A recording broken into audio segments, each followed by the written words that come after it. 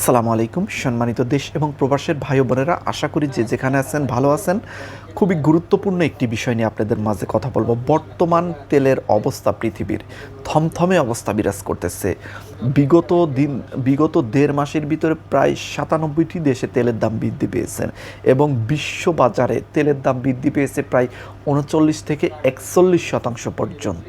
কিছু কিছু দেশে তো তেলের দাম এত পরিমাণ বৃদ্ধি পেয়েছে যা বলার মতো না। শীর্ষ ১০ দেশ আজকে দেখাবো, পৃথিবীর ভিতরে শীর্ষ ১০ দেশে কোন কোন দেশে তেলের দাম সবচেয়ে বেশি বৃদ্ধি পেয়েছে সেগুলো দেখাবো ভিডিও শেষে।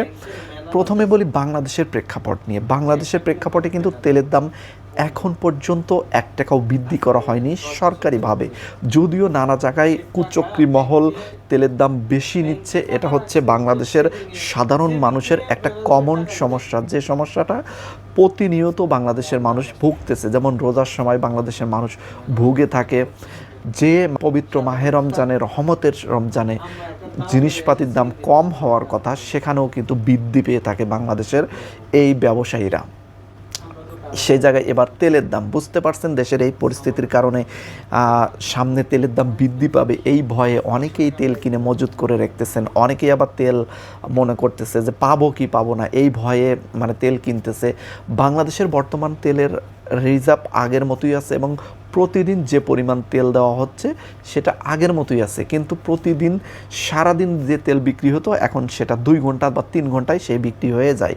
কারণ যে ভাই ও বোনেরা বা যারা মোটরসাইকেল ড্রাইভিং করেন বা প্রাইভেট কার বা যারাই আসতেছেন না কেন, সবাই ফুল ট্যাঙ্কি তেল নিয়ে থাকেন। কেউ বলে না যে আমার 100 টাকার তেল দিন বা 200 টাকার তেল দিন। এটা কিন্তু আগে অহরহ ঘটেছে, কিন্তু এখন ঘটতেছে হচ্ছে উল্টো, আসলেই ফুল ট্যাঙ্কি তেল। যার কারণে কিন্তু তেলের পাম্পগুলোতেও তেল সারাদিন যে তেল মানে দেওয়ার কথা সেটা 2-3 ঘন্টার ভিতরে কিন্তু শেষ হয়ে যাচ্ছে। এই জন্য রেশনিং পদ্ধতিতে নানা জায়গায় তেল দেওয়া হচ্ছে এবং পৃথিবীর বর্তমান ক্রাইসিস বিবেচনা করে বাংলাদেশ কিন্তু মোটামুটি ভালোভাবেই ট্যাকেল দিয়েছে। কেন আমি মোটামুটি ভালোভাবে ট্যাকেল দিয়েছে এটা বলতেছি, অনেকেই বলতে পারেন ভাই এত সমস্যা, এত সিএনজি লাইন, এত মোটরসাইকেল লাইন, এত কিছু, এরপরও আপনি বলতেছেন ভালোভাবে ট্যাকেল দিয়েছে, তাহলে কিছুই জানেন না। আসলে ভাই একটু থামুন। আপনাকে বহির্বিশ্বে সম্পর্কে জানতে হবে, আপনাকে প্রতিবেশী দেশগুলো সম্পর্কে আইডিয়া নিতে হবে। বহির্বিশ্বে তেলের বর্তমান প্রেক্ষাপট কী সেটা সম্পর্কে আপনাকে আইডিয়া নিতে হবে, কারণ তেলটা বাহির থেকেই বেশিরভাগ কেনা হয়। বাংলাদেশেও কিছু তেল উৎপাদন করা হয়, তবে সব কিন্তু বাংলাদেশ থেকে কাভার হয় না। দুটি কারণে কিন্তু বাংলাদেশের তেলের সংকট তৈরি হতে পারে। একটা হচ্ছে বাইরে যুদ্ধ চলতেছে, এই জন্য তেল কম আমদানি হচ্ছে এই জন্য। আরেকটা হচ্ছে বাংলাদেশের মানুষ নিজের থেকে তেলের সমস্যা তৈরি করবে। বাংলাদেশের মানুষ এমন ধরনের যারা লবণের দাম বৃদ্ধি পাবে বলে লবণ একসাথে 10-15-20 প্যাকেট করে কিনে নিয়ে বাসায় রেখে দেয়। আপনারা জানেন কিছুদিন আগে এই ঘটনা পর্যন্ত ঘটেছিল। সেই হুজুকে বাঙালি যখন জানে যে তেল পাবো না বা তেলের দাম বৃদ্ধি পাবে, তখন কিন্তু বাংলাদেশে ক্রাইসিস হওয়াটাই স্বাভাবিক। আমি আপনাদের মাঝে কিছু প্রমাণ দিচ্ছি বিশ্ববাজারে তেলের দাম কতটা বৃদ্ধি পেয়েছে। এরপরও বাংলাদেশ সরকার ভর্তুকিতে প্রতিদিন প্রায় 185 কোটি টাকা ভর্তুকি দিচ্ছে বাংলাদেশ সরকার এই তেলের উপরে। এটা দিয়ে কিন্তু তেলের দাম কিন্তু ধরে রেখেছে এখন পর্যন্ত আগেরটাই, যদিও কুচক্রী মহল, কালোবাজারি মানে দোকানপাটে কিন্তু অনেক জায়গায় তেলের দাম বৃদ্ধি পেয়েছে। সেটা হচ্ছে তারা বৃদ্ধি করেছে, সরকার বৃদ্ধি করেনি। বাংলাদেশের খুব সচেতন নাগরিক বিন্দুরাই বৃদ্ধি করেছেন। দেখেন বিশ্ববাজারে তেলের দাম বৃদ্ধি পেয়েছে হচ্ছে, আগে ছিল, আজ থেকে 1.5 মাস আগে ছিল হচ্ছে $75 থেকে $85। তো এখন বর্তমানে আজকে তেলের বাজারের দাম হচ্ছে $110 থেকে $112। আজকের তারিখ অনুযায়ী তেলের রেট আমি বলতেছি। আজ থেকে 1.5 মাস আগে যুদ্ধ শুরু হওয়ার আগে ছিল $75 প্রতি ব্যারেল, আর আজকে হচ্ছে সেটা $110 থেকে $112। তাহলে আপনি চিন্তা করুন কত টাকা বৃদ্ধি পেয়েছে। এটা কিন্তু ডলার, এটা কিন্তু টাকায় নয়, এটা কিন্তু ডলারে বলতেছি। তার মানে প্রতি ব্যারেলে তেলের দাম বৃদ্ধি পেয়েছে হচ্ছে প্রায় $35 থেকে $40, কিছু কিছু ক্ষেত্রে $45।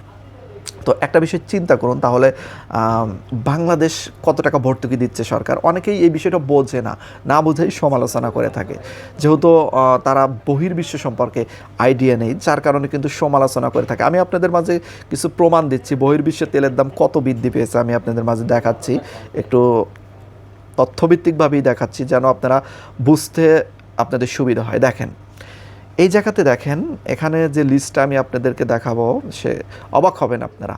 দেখেন বহির্বিশ্বে তেলের দাম যে বৃদ্ধি পেয়েছে, এখানে হচ্ছে প্রথমে আছে হচ্ছে পাকিস্তানে তেলের দাম বৃদ্ধি পেয়েছে 45 থেকে 55%।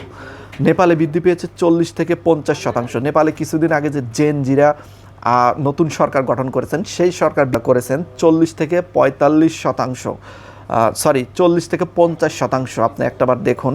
এরপরে দেখুন 3 নম্বরে শ্রীলঙ্কা 10 থেকে 40, সরি 30 থেকে 40% পর্যন্ত বৃদ্ধি করা হয়েছে। এরপরে অবস্থান আছে জিম্বাবুয়ে দেখুন 40 থেকে 70% পর্যন্ত তেলের দাম বৃদ্ধি করা হয়েছে। এরপরে আছে ভিয়েতনাম 40 থেকে 70% বৃদ্ধি করা হয়েছে। কম্বোডিয়া আছে 40 থেকে 60% বৃদ্ধি করা হয়েছে। ফিলিপাইন আছে 25 থেকে 60%। এরপরে ফ্রান্সের মতো দেশে দেখেন 30 থেকে 40% পর্যন্ত তেলের দাম বৃদ্ধি। সিঙ্গাপুরে বৃদ্ধি পেয়েছে 20 থেকে 25%। এটা আমি মাত্র শীর্ষ যে 10 দেশগুলো আছে সেগুলো আমি কিছুটা দেখালাম। তো এরকম প্রায় 97টা দেশে তেলের দাম বৃদ্ধি পেয়েছে। এরপরও বাংলাদেশ সরকার ভর্তুকিতে কিন্তু তেলের দাম ঠেকিয়ে রেখেছে। মানুষ কিন্তু উপলব্ধি করতে পারে না, কিন্তু যদি হুট করে 50 টাকা লিটারে একদিনে বাড়িয়ে দিত তখন কিন্তু ঠিকই উপলব্ধি করতে পারতো। এটাই তো বহির্বিশ্বে হচ্ছে, প্রতিটা দেশেই হচ্ছে। আমেরিকার মতো দেশেও তেলের দাম বৃদ্ধি পেয়েছে প্রায় 20% উপরে। তাহলে ভারতের মতো দেশেও 10 থেকে 15% পর্যন্ত তেলের দাম বৃদ্ধি পেয়েছে। তো সব জায়গায় কিন্তু এরকম হচ্ছে। যুদ্ধ যদি লং টাইম হয় সেক্ষেত্রে কিন্তু বাংলাদেশে এর প্রভাব পড়বে। আর যদি যুদ্ধ 1-2 সপ্তাহের মধ্যে থেমে যায় হয়তো আর তেলের দাম বৃদ্ধি পাবে না। তো আশা করি এই বিষয়টি বুঝতে পারছেন। এই বিষয়টি নিয়ে আসলে আপনাদের উচিত সরকারকে সহযোগিতা করা, সবাইকে সহযোগিতা করা, কারণ আপনারা সহযোগিতা করলে বাংলাদেশের পরিস্থিতি স্বাভাবিক হবে। এখন পর্যন্ত তেলের স্বাভাবিক মজুদ আছে বাংলাদেশে। আপনারা সহযোগিতা করুন, তেল পাম্পগুলোতে অযথা ভিড় না করে যতটুকু জাল লাগে ততটুকুই আপনারা নিন। অবশ্যই সরকারকে সহযোগিতা করে এই সমস্যার সমাধান করা যাবে ইনশাল্লাহ। সবাই ভালো থাকবেন। আজকের মতো বিদায় নিচ্ছি। আল্লাহ হাফেজ।